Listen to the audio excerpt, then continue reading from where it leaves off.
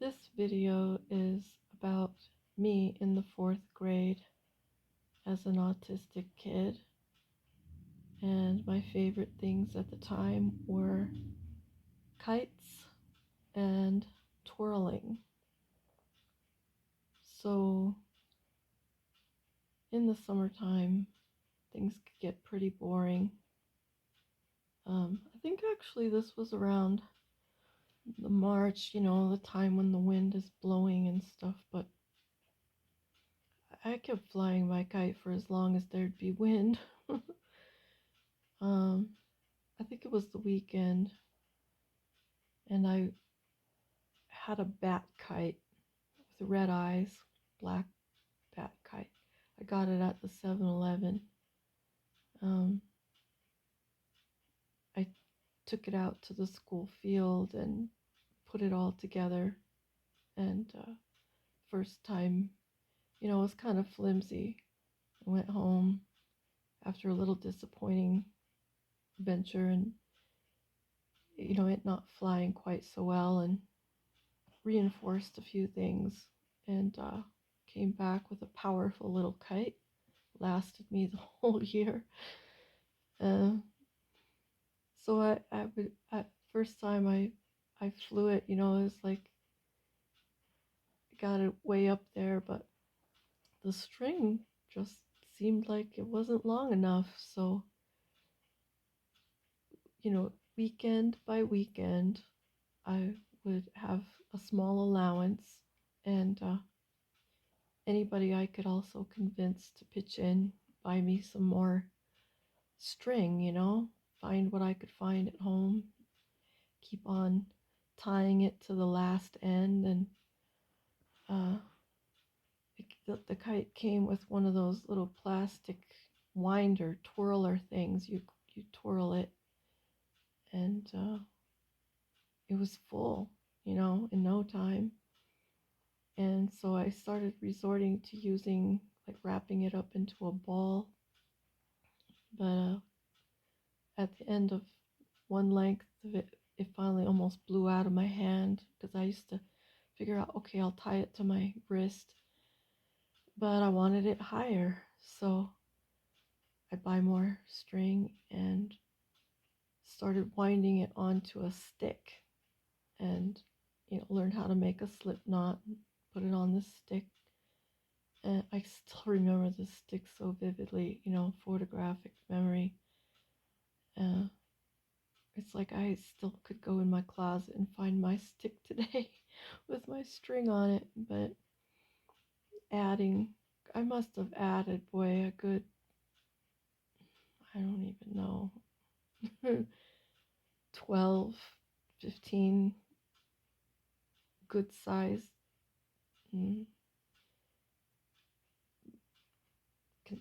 things of string from anywhere I could get string. And pretty soon the string, I was continually adding it. Let's just put it that way. There was no stop. I'm not buying more. It's every chance I got, I put more string on. So it got where it was so far up there that I couldn't see it anymore. And it would be up there for a long time, like just flying. It didn't come down. I almost never saw it dip ever. Like, if it was dipping, I'd have to start like winding the string back on, because I would think it's going to come down, but it took so long to get this. It took longer to get the string down tight enough that I could actually have some tension on the kite, because the string was just loosely blowing in the sky when it would dip. And then finally I would feel some tension, because I couldn't see the string anymore. I'd see the kite jerk up and start slowly, coaxing the kite back up into the sky so far that I couldn't see it anymore. and think to myself, yep, I gotta add more string. And this weird obsession to get this kite like obscenely high. And it, it got to where it was like taking me 2 hours to get all of the string completely unloaded on off of off of the stick. And then when I wanted it back down, 2 hours. And then the next week after adding more string, it was like 3 hours, and I was getting tired of spending like more all this additional time um, winding it on and off. It was pretty fun just like getting it going up there. I was really good at coaxing it up on a breeze that would just take it really, really high. I was on the school grounds, so there was nothing obstructing it. Um, but just starting to become bored of spending so much time winding it. But it finally occurred to me, I think this is up there so far, like an airplane could hit it.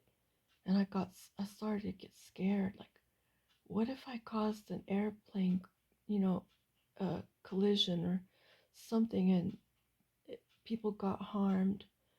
So, I was like, really don't want to fly it up that high anymore.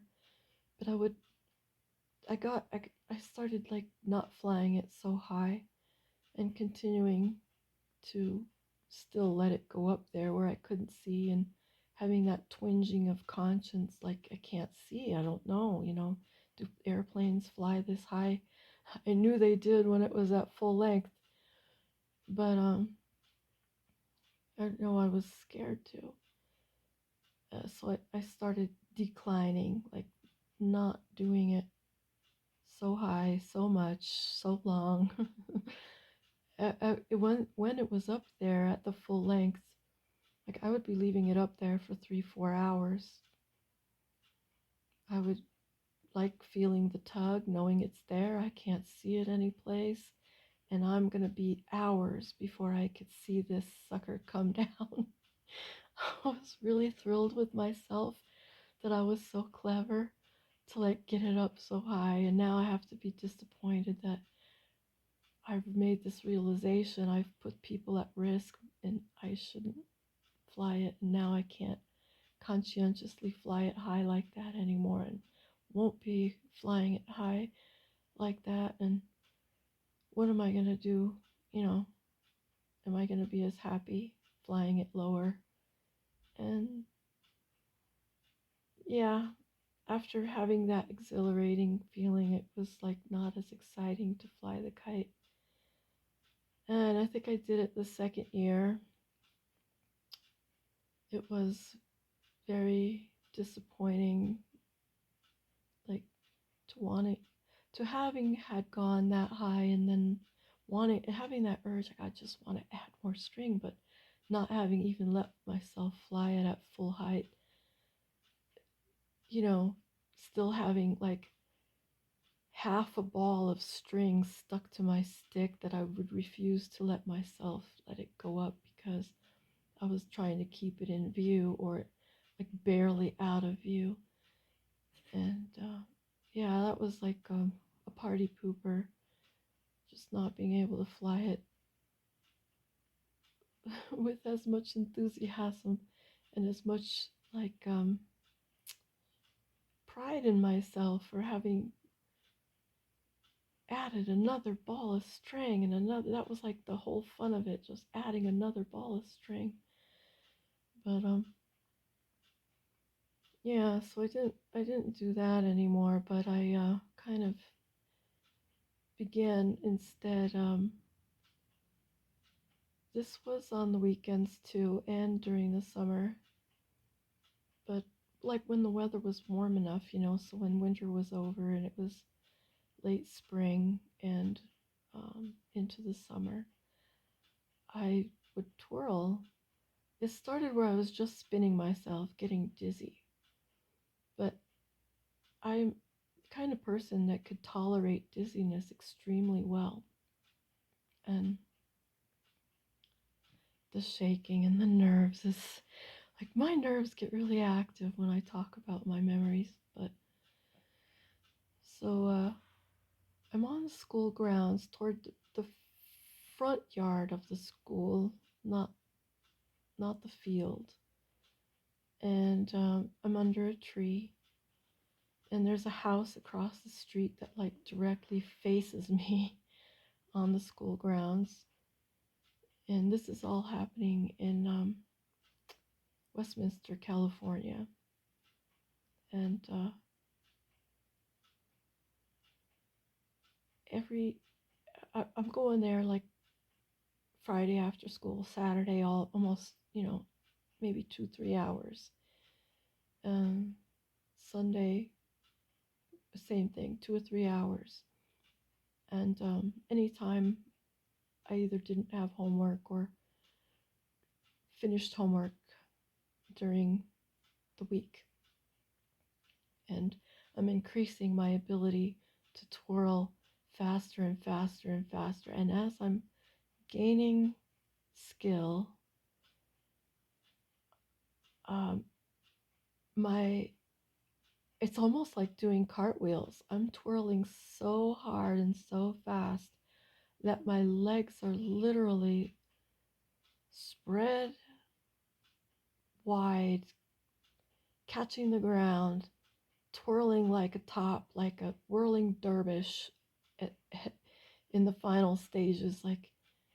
And I loved just getting as dizzy and maintaining that dizziness, maintaining the twirl until I think either gravity or I was just incapable of staying joined together. And and then I would go ahead and submit to the landing and enjoy like this really lengthy spans of time in dizziness and just allowing it to be as dizzy as I could be for as long as I could be and letting it taper off and getting up and doing it all over again. I remember feeling kind of, I wonder if the neighbors watch me. I wonder if they think I'm weird, but being addicted, so uncontrollably addicted to this spinning, and occasionally concerned about that addiction, um, that it was beyond my control. I just had to spin, and I had to have that feeling. And even if it meant I was looking like an idiot, embarrassed, um, having to deal with some fear of anybody seeing me, but not being able to help myself. Uh, I just loved that feeling. And then I guess a long time had gone by, and I'd heard something about inner ear, like the fluid in your ear. We were learning something about that in school, and how it has to do with your equilibrium and dizziness and things like that, and other things like infections and hearing and things we were learning. So I went home and I asked my mom, "Do you think if I spin too much, I could, if I was dizzy too much, I could get uh, inner ear damage?" And she said, "I've never heard of anything like that, but maybe it's better to stop. Maybe you shouldn't do it for so long." And she didn't even have any clue how long I did it, like, and how addicted I was, or how I really like defied gravity with my twirling.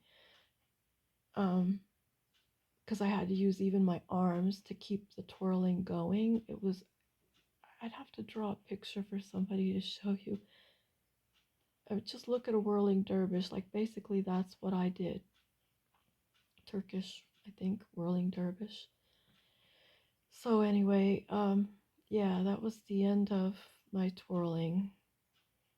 And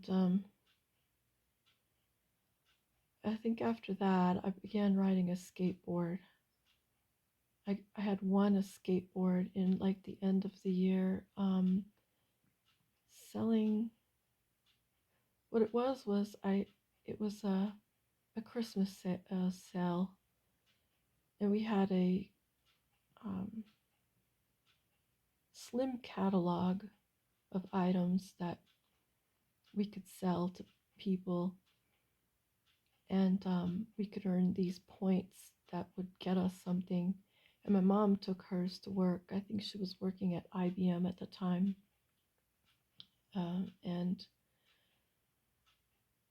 sold $81 worth of stuff. Like it was Christmas paper and bows and cards and little trinkets, cups and uh, those little glass ducks, the blown glass duck that's got a long neck and it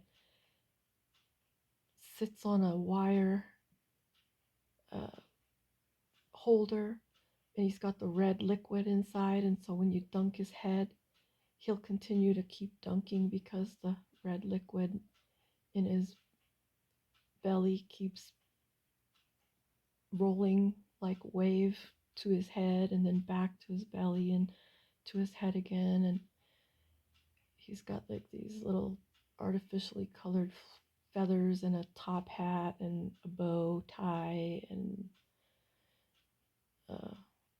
no feet. His feet are supposedly the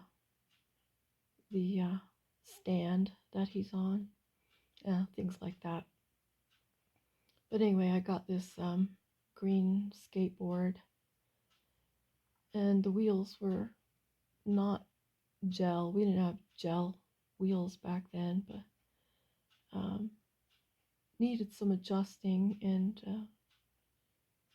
I'd take it and ride my skateboard up and down the sidewalk. And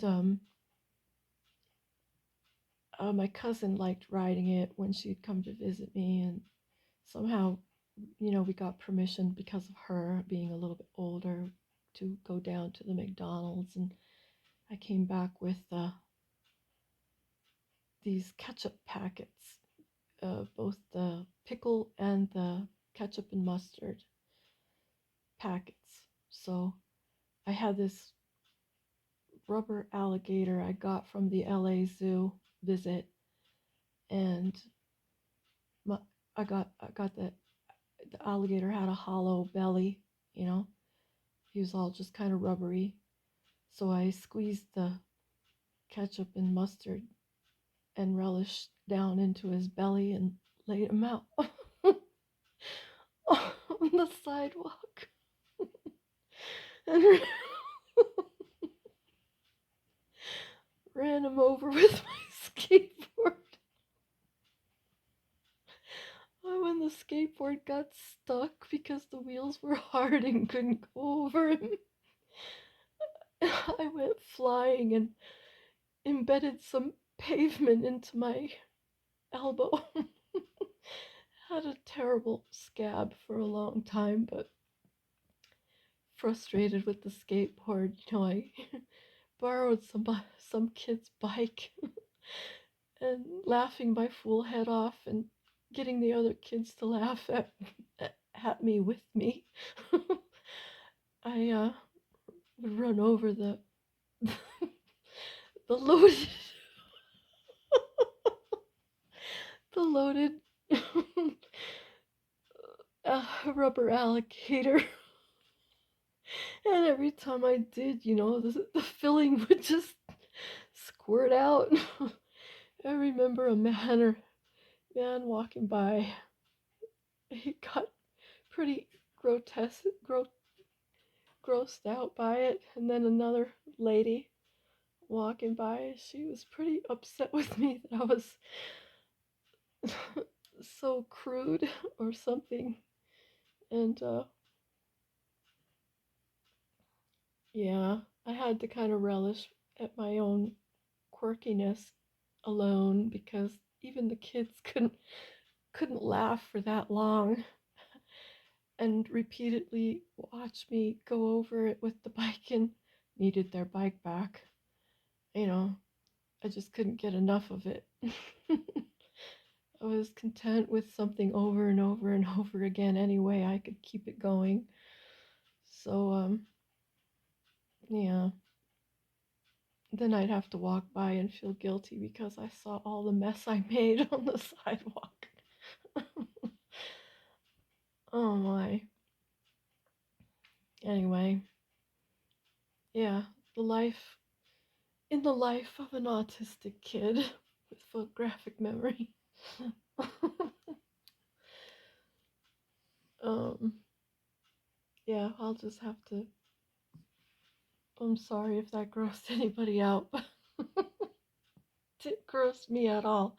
I'm the kid that collected little parts of dead animals and put them in little bottles and kept them in my pocket because I was so science oriented, so science minded. Um, it didn't really have any science mentoring. I could hardly talk for trying to hold back my laughter, and I don't know that you could even understand me at this point, but my story was funny if you didn't hear it all. Anyway, I will talk to you in another video.